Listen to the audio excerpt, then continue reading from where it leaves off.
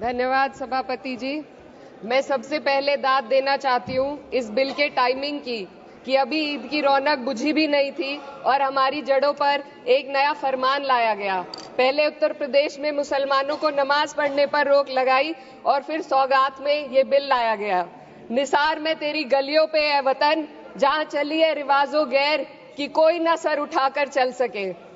मैं सभापति जी आपको ये बताना चाहती हूँ कि ईद के मौके पर एक विधवा महिला अपनी लड़की के साथ मेरे पास आई और उसने बताया कि वह एक वक्फ की प्रॉपर्टी में रहती है, वही उसके सर पर छत का काम भी करती है और उसकी रोजी रोटी भी वहीं से आती है। वो इस बिल को लेकर इतनी फिक्रमंद थी कि कहीं उससे वो उसकी संपत्ति ना छीन ली जाए।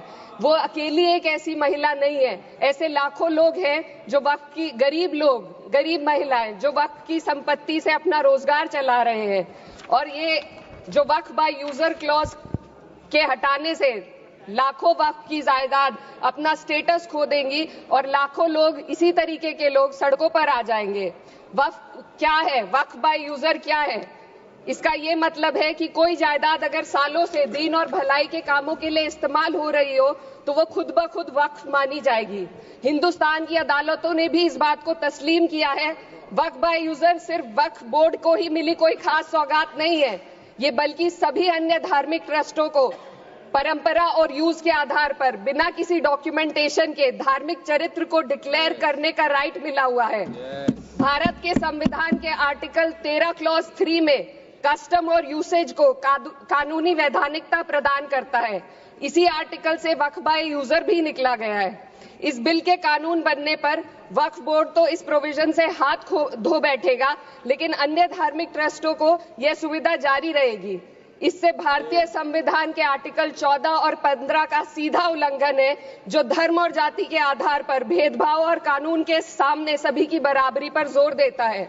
मैं इसके साथ ये भी कहना चाहती हूँ कि सत्ता के लोग जो एक दूसरे की पीठ थपथपा रहे हैं कि वक्फ बाय यूजर का जो अमेंडमेंट इन्होंने दिया उसको एक्सेप्ट कर लिया गया है, लेकिन इनकी शरारत यह है कि उसके साथ ही एक ऐसा प्रोवाइजो इसमें शामिल किया गया जिसके आधार पर यह कहा गया है कि अगर कोई भी वक्फ की संपत्ति विवादित हो तो वो अपना वक्फ स्टेटस खो देगी। तो जो अमेंडमेंट इन्होंने दिया है, जिसको एक्सेप्ट कर लिया गया है, उसका कोई मतलब नहीं है।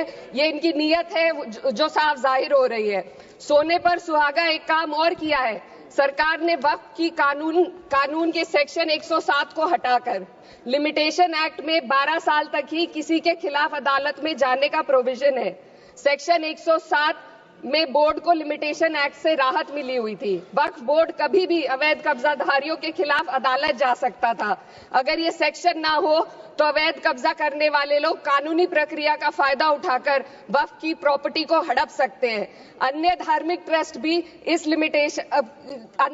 ट्रस्टों पर भी ये लिमिटेशन एक्ट लागू नहीं होती, तो फिर वक्फ बोर्ड के साथ ये सौतेला रवैया क्यों किया जा रहा है? धर्म को देखकर दोहरी नीति क्यों अपनाई जा रही है? सेक्शन 107 और वक्फ बाय यूजर को अगर एक साथ पढ़ा जाए तो इससे लाखों वक्फ की प्रॉपर्टी पर कब्जा किया जाएगा। इसलिए ये बिल मुसलमान की भलाई का नहीं बल्कि उनके वजूद और विरासत को मिटाने का बिल है।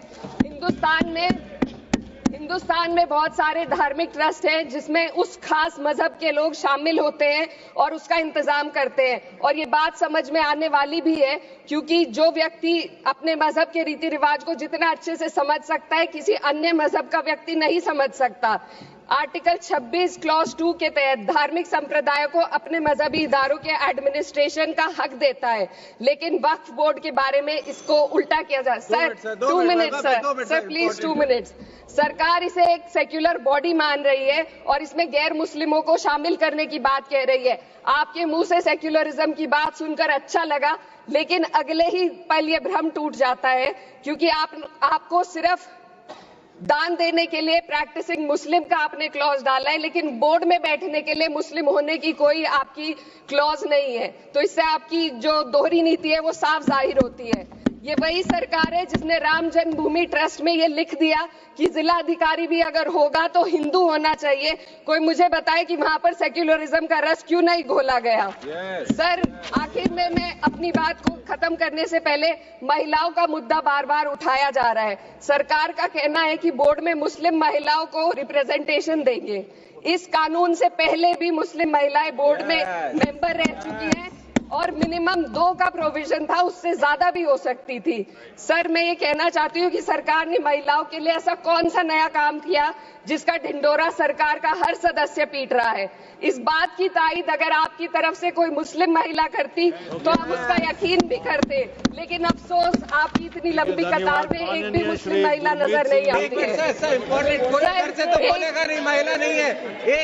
मैं खुद एक मुस्लिम महिला हूँ, मैं सिर्फ एक सर मैं माइनॉरिटी महिला हूँ। इस सदन में हम सिर्फ 2 महिलाएं हैं और उस नाते से मैं ये बात कहना चाहती हूँ कि इस बिल के माध्यम से मुस्लिम महिलाओं को कुछ नहीं मिल रहा है, ये हमें कुछ नहीं देना चाहते, सिर्फ टोकनिज्म हमारे नाम पर बनाकर एक नैरेटिव मीडिया में चलाना चाहते हैं। तो ये बिल मुसलमान की भलाई का नहीं, उनकी पहचान को मिटाने का है। सर, अंत में मैं बस यही कहना चाहती हूँ कि कागजों की कैद में बस नाम रह जाएंगे, वो जो हमारे थे सिर्फ दावे में रह जाएंगे। इस बिल के द्वारा मीठी ईद के जायके को कड़वा करना, यही असली सौगाते मोदी था। बहुत बहुत